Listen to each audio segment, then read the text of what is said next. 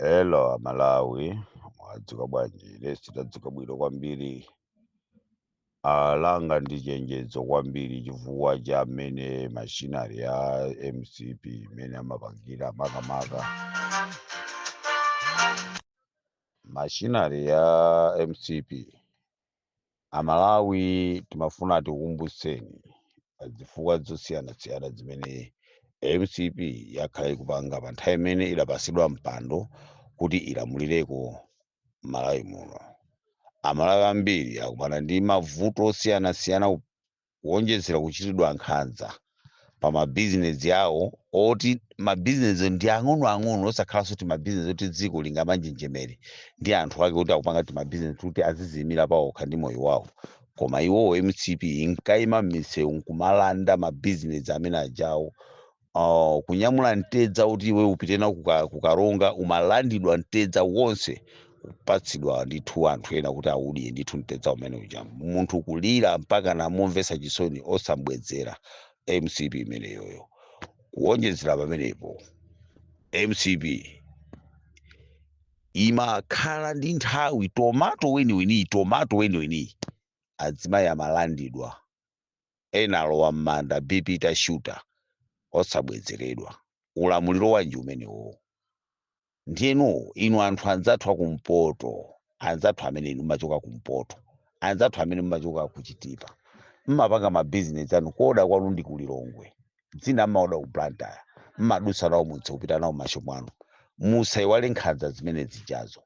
Taonani lero akufuna kuti inuyo mutenge voti muwapatse kuti adzapanga zinkhanza zimene zijazo zalanda anthu, timiteza, timbatata, tinthochi, titomato, tibizinesi tawo anthu toti ting'ono koma muoneso anayika ma-strategy opsa kwambiri, china chilichonse ukhale mpepala chomwe mbata tomato imwe ukhale mpepala, zimene zili zinthu zosakhala bwino kwambiri.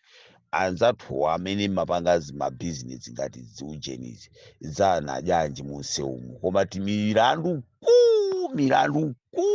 milandu anzathu akabaza za njinga za moto zakapalasa kulandidwa njinga kuyikidwa mapolisi njinga zina zinasokonekera njinga zina zidapsera mapolisi momwe mukwavumbwe musaiwali paja polisi ida zaotchedwa ndi anthu njinga zawo anthu zidapsyaipsya kumene kuchako anthu adamva kupweteka anthu mpaka pano ali mavuto boma lake lomwe la MCP.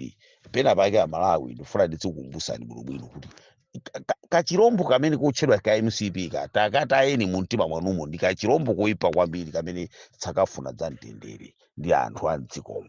Ndife timafuna tikupemphera Amalawi kuti musamayiwale pajatu ujeni bakili muludzanira kuti vuto la Amalawi sachedwa kuiwala chimene chili choyipa pakangopita miyezi iwiri amakhala kuti basa athana nayo.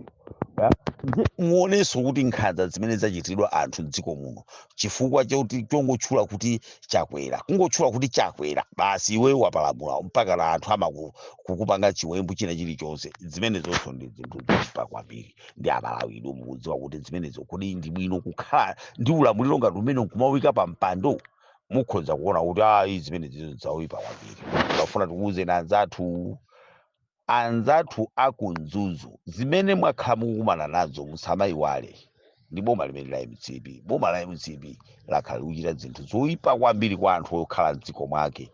Tibizinesi tosayinawo kuti koma MRA kuzunza ngati kapena wanyamula dziko la Malawi kuti ufuna ukaligulise.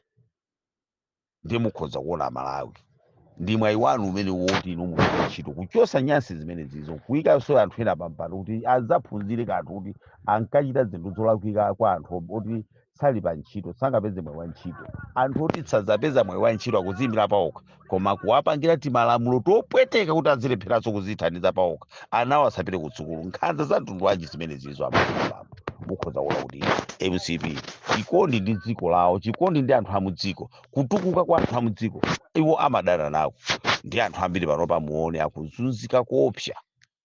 Ndiyeno nthawi yoti pa 6 September mukakumbukire njinga zanu zimene munalandidwa inu, mukakumbukire mtedza umene munalandidwa uja pauliwa apo, mukakumbukire inuyo tomato amene munalandidwa uja malodi block kuchokera ku Tanzania, mukakumbukire nthochi zimene munalandidwa zonse zinavunda zija, mukakumbukire zimene zijazo kuti ndi MCP imene nakupangani, musakalole kutenga voti yanu kupitisa ku MCP ndi chipani chankhanza kwambiri.